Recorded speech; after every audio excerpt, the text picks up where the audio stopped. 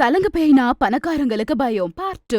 சலங்கு பேய் பணக்காரங்கள பயம் பொறுத்திட்டு அங்கிருந்து மாயமான பிறகு கொஞ்ச நேரத்துல அவங்க எல்லாருமே அந்த பேய் பயத்துல இருந்து வெளியே வராங்க. அப்ப ரங்கராவ் மந்திரவாதி கிட்ட போய், என்ன இது, உங்களால கூட அந்த பேயை எதுவும் செய்ய முடியலையா? இப்ப எங்க கதிதான் என்ன? எனக்கு அது ரொம்ப ஆச்சரியமா இருக்கு ரங்கராவ். எவ்வளவோ சக்தி வாய்ந்த பேய்களை நான் அடக்கி இருக்கேன். ஆனா இந்த பேயை அடக்குறது எனக்கு ரொம்ப கஷ்டமா இருக்கு. அப்படின்னா இப்ப நீங்க என்ன பண்ண போறீங்க? இந்த பேயை நாம ஏதாவது பண்ணணும்னா எனக்கு கொஞ்சம் நேரம் வேணும். என் சக்தியை நான் அதிகரிச்சுட்டு மறுபடியும் வரேன் அப்படின்னு சொல்லி அந்த மந்திரவாதி அங்கிருந்து கிளம்பிடுறாரு. ஊரு ஜனங்களுக்கு எல்லாருமே ராத்திரி திரியிற பேய் வேற யாரும் இல்ல லக்ஷ்மின்னு தெரிஞ்சதும் எல்லாரும் சந்தோஷப்படுறாங்க. ஆனா லக்ஷ்மி பத்தி தெரியாத நிர்மலா அவங்க அப்பாவை போய் கேக்குறா, அப்பா இந்த லக்ஷ்மி யாருப்பா? எதுக்காக இந்த பேய் நமக்காக உதவி பண்றாங்க? லக்ஷ்மி அப்படிங்கிற ஒரு நல்ல பொண்ணு இங்க இதே ஊர்ல தான் இருந்தாங்க. ஆனா அந்த பணக்காரங்களாம் சேர்ந்து லக்ஷ்மி உயிரோட இருக்கும் போதே அவங்க நெருப்பு வச்சு கொளுத்திட்டாங்க. ஐயோ பாவம்பா, எதுக்காகப்பா அப்படி பண்ணாங்க? அப்ப திருப்பதி லக்ஷ்மியோட நடந்த கதைய பத்தி சொல்றாரு. லக்ஷ்மி ஒரு டான்சர். அவளுக்கு டான்ஸ்னா ரொம்ப பிடிக்கும். லக்ஷ்மி நிறைய இடத்துக்கு போய் அவ ஸ்டேஜ் பெர்ஃபார்மன்ஸ் கொடுப்பா.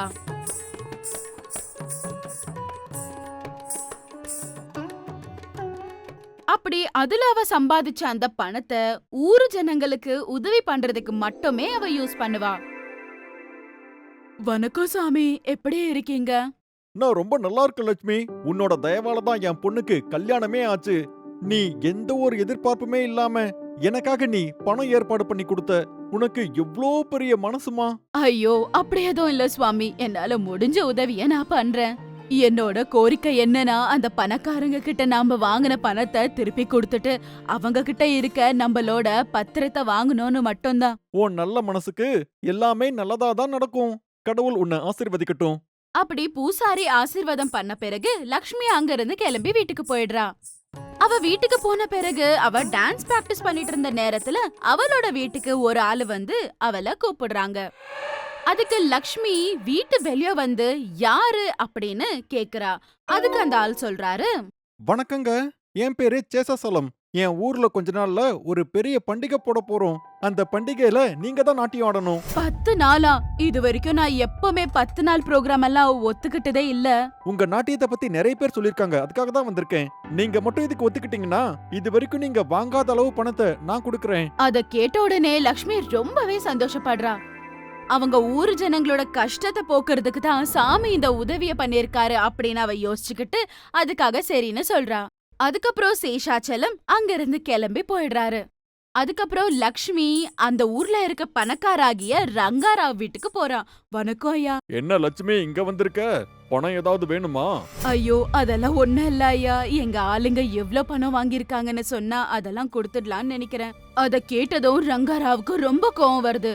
என்ன, நீ சம்பாதிக்கிற அந்த சில்லற காசுல எல்லா பணத்தையும் கொடுக்கறனா சொல்லிக்கிட்டு இருக்க? ஐயோ உங்களை அவமானப்படுத்தணும்னு இல்லங்க, நான் நிஜமாலே அந்த பணத்தை திருப்பி கொடுத்துடலான்னு தான் கேட்டேன். சரிம்மா சொல்றேன் இரு. மொத்தமா உங்க ஆளுங்களோட மொத்த பாக்கி 25 லட்சம். இப்ப சொல்லு, எப்ப திருப்பி தர போற? ஐயா ஒரு 10 நாள்ல நான் திருப்பி கொடுத்துடுறேன் ஐயா. நான் ஒரு ப்ரோக்ராம் பண்ண போறேன், ஒரு 10 நாள் ப்ரோக்ராம். அதுல பணம் வரப்போகுது ஐயா. லக்ஷ்மி அப்படி சொல்லிட்டு போன உடனே அந்த பணக்காரனுக்கு ரொம்பவே ஆச்சரியமா இருந்தது. அப்புறம் அவன் இந்த விஷயத்த பத்தியே சில பணக்காரங்க கிட்ட பேசலாம் அப்படின்னு சொல்லி அன்னைக்கு ராத்திரி அவனோட வீட்டுக்கு சில பணக்காரங்களை வீட்டுக்கு கூப்பிடுறான். அதுக்கப்புறம் அன்னைக்கு ராத்திரி ரங்காராவ் அவங்க எல்லாருக்கும் லக்ஷ்மி பணத்தை திருப்பி கொடுத்துடுறதா சொல்லிருக்கா அப்படின்ற விஷயத்த சொன்னதும் அவங்க எல்லாருமே ரொம்பவே ஆச்சரியப்படுறாங்க. என்ன ரங்காராவ் இது அநீதி? இந்த லக்ஷ்மி அதை பண்ணிட்டா நம்ம நிலைமை என்ன ஆகுறது? என்ன ஆகும்? எல்லார் கடனும் தீர்ந்து போயிரும். அப்புறம் இந்த ஊர் மக்கள் நம்ம முன்னாடியே வந்து ஆடுவானுங்க. ஐயோ அதெல்லாம் நடக்கவே கூடாதுங்க ரங்காராவ். இப்ப என்ன பண்ணலாம் சொல்லுங்க? அந்த லக்ஷ்மி டான்ஸ் ஆடவே கூடாது. அதுக்காக நாம என்ன பண்ணணும் சொல்லுங்க? அப்ப எல்லாருமே அவங்க அவங்களுக்கு தோணுன ஐடியாஸ கொடுக்கறாங்க. அந்த லக்ஷ்மி இனிமே எப்பவுமே டான்ஸ் ஆடவே மாட்டா. அவ ஆடாம இருக்கிறதுக்கு நான் ஒரு வழி பண்ண போறேன். எதா இருந்தாலும் நீயே பண்ணு ரங்காராவ், நீதான் எல்லாத்தையும் சரியா பண்ணுவ. அப்ப ரங்காராவ் அன்னைக்கு ராத்திரியே அவளை வெளிய போக விடாம அவனோட வீட்டுக்கு நெருப்ப வச்சு அவளை அங்கேயே சாகடிச்சிடுறான். அவங்க எல்லாரும் சேர்ந்து நம்ம லக்ஷ்மிய கொன்னுட்டாங்கம்மா. நீங்க யாரும் போலீஸ் கம்ப்ளைண்ட் கொடுக்கலையாப்பா? எல்லாம் பண்ணி பார்த்துட்டோம். ஆனா அவங்க கிட்ட இருக்கிற காசை வச்சு கேஸ்ல இருந்து அவங்க தப்பிச்சிட்டாங்க. அப்படி லக்ஷ்மிக்கு நடந்த எல்லா அநியாயத்தை பத்தி தெரிஞ்சுக்கிட்ட நிர்மலா ரொம்பவே கவலைப்படுறா. அப்படி அன்னைக்கு ராத்திரி பேய் எல்லா பணக்காரங்க வீட்டு முன்னாடி நடந்துகிட்டு இருக்கும். அப்படி அந்த பேயோட சலங்க சத்தம் கேட்டு தூங்கிக்கிட்டு இருந்த பணக்காரங்க எல்லாமே எந்திரிச்சுறாங்க. அப்படி வெளியே நடந்துகிட்டு இருந்த அந்த பேய் கொஞ்ச நேரத்திலேயே ரங்காராவ் ரூமுக்குள்ள போய் தூங்கிக்கிட்டு இருந்த ரங்காராவ அப்படி காத்துல மேல தூக்குது. அப்படி கொஞ்ச நேரத்துல கண்ணு திறந்து பார்த்த ரங்காராவ் பயந்து போய் கத்த ஆரம்பிக்கிறான். அத பார்த்த பேய் சிரிச்சுக்கிட்டே அவனை மறுபடியும் அப்படியே காத்துல சுத்த ஆரம்பிக்குது. தயவு செஞ்சு என்ன விட்டுரு, என்ன கொன்றாத. உன்னை சாகடிக்க வரலடா, ஊரு நடுவுல இருக்க அந்த கல்லு கிட்ட உங்க ஆட்கள் எல்லாரையும் கூட்டிட்டு வரணும், இல்லனா நீ சொல்ற எல்லாத்தையும் நான் பண்ணிடுறேன். தயவு செஞ்சு என்ன மட்டும் விட்டுரு. அப்படி அந்த பேய் ரங்காராவை விட்டுட்டு அங்க இருந்து மாயமாயிடுது. அதுக்கப்புறம் ரங்காராவ் பயமா எந்திரிச்சு அவனோட ஆட்களை கூட்டிட்டு வர்றதுக்கு போறான். இன்னொரு பக்கம் பேய் அந்த மரத்துக்குள்ள இருக்க கல்லு மேல உட்கார்ந்து அவங்களுக்காக காத்துக்கிட்டு இருக்கும். அப்படி கொஞ்ச நேரத்துக்கு அப்புறமா எல்லா பணக்காரங்களும் அந்த மரத்துக்கிட்ட போறாங்க. அப்ப பேயை பார்த்து எல்லாரும் மனசுக்குள்ளேயும் ஒரே மாதிரியான பயம். அந்த பேய் எல்லாரையும் எவ்வளவு மோசமா சாகடிக்க போகுதுன்னு. வாங்கடா வாங்க, உங்களுக்கு எந்த மாதிரி சாவு வேணும்னு நீங்க கேட்டீங்கன்னா அதே மாதிரி சாகடிப்பேன். லக்ஷ்மி அப்படிலாம் பண்ணிராத, நாங்க பண்ணது தப்புதான். நீ என்ன சொன்னாலும் பண்றோம், தயவு செஞ்சு எங்களை விட்டுரு. அப்படின்னா நீங்க ஜனங்க கிட்ட அநியாயமா வாங்கின எல்லா பணத்தையும் திருப்பி கொடுக்கணும். அப்படி இதுக்கு ஒத்துக்கிறவங்க ஏன் முன்னாடி வந்து முட்டி போடுங்கடா. அப்படி பேய் சொன்னதோ எல்லாரும் பயந்து போய் பேய் முன்னாடி சில பேரு முட்டி போடுறாங்க. ஆனா அந்த கூட்டத்துல இருக்க 2 பேரு மட்டும் நிக்கிறாங்க. ஏன்னா அவங்களுக்கு பணம் கொடுக்க விருப்பம் இல்ல. அப்ப பேய் சிரிச்சுட்டே போய், என்னடா தைரியமா, பணம் கொடுக்க இஷ்டம் இல்லையா? என் பணத்தை நான் ஏன் அவங்களுக்கு தரணும்? நீ பேயா இருந்தா மட்டும் நீ சொல்றதெல்லாம் நான் பண்ணணுமா?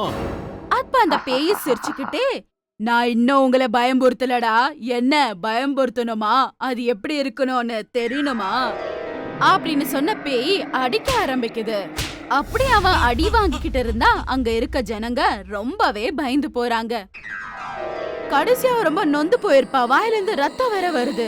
அங்கே இருந்த அந்த ஆளை பார்த்து பேய் கேக்குது, இப்போ உனக்கு எந்த பிரச்சனையும் இல்ல போல இருக்கு, பணத்தை கூட நான் கொடுத்துறேன், என்ன எதுவும் பண்ணிராத. அப்ப அந்த ஆளு கூட பயந்து போய் அது முன்னாடி முட்டி போடுறான். அப்புறம் அந்த பேய் எல்லார்கிட்டயும் பேசிட்டு இன்னும் 2 நாளைக்குள்ள பணத்தை கொண்டு வரணும் அப்படின்னு சொல்லிட்டு அந்த பேய் அங்க இருந்து மாயமாயிடுது. ஆனா பேய்க்கு பயந்து அவங்க எல்லாருமே எதுவுமே பேசாம அங்க இருந்து கிளம்பி போயிடுறாங்க. அப்படி 2 நாள் ஆன பிறகு எல்லா பணக்காரங்களும் பணத்தை அரேஞ்ச் பண்ணி அந்த மரத்துக்கிட்ட கொண்டு வராங்க. அப்படி எல்லாருமே பேய் எப்ப வரும் அப்படின்னு எதிர்பார்த்துட்டு இருந்த நேரத்துல சடனா காத்தடிக்க ஆரம்பிக்குது. அப்படி அங்க இருந்த மரங்கள்லாம் வேற உடைஞ்சி அவங்க முன்னாடி விழுது.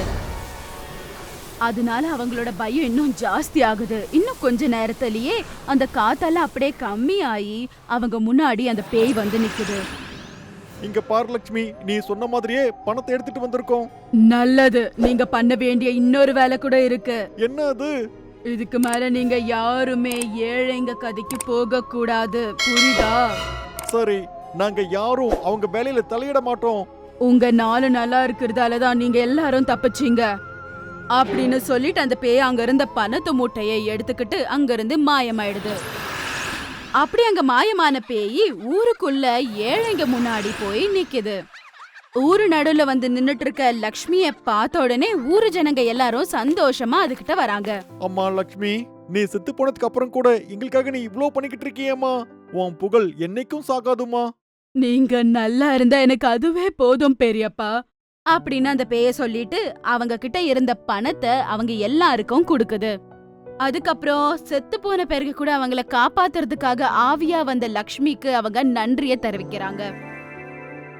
அதே மாதிரி எல்லாரும் அந்த பணத்தை எடுத்துக்கிட்டு மறுபடியும் அவங்களோட புது வாழ்க்கைய ஆரம்பிக்கிறாங்க. ஆனா இந்த அவமானத்தை தாங்க முடியாத ரங்காராவ் மறுபடியும் என்ன பண்ண போறாரு?